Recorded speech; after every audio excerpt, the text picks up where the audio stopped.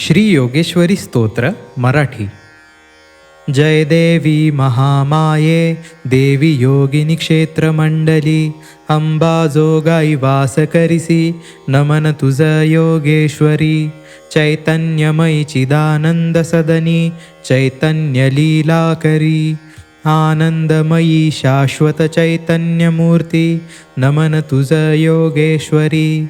परमज्योती परमधामी तू परिपूर्ण परमेश्वरी.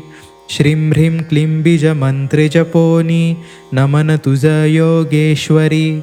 खड्गपात्र दंड हाती सुवर्ण नागर साजिरी.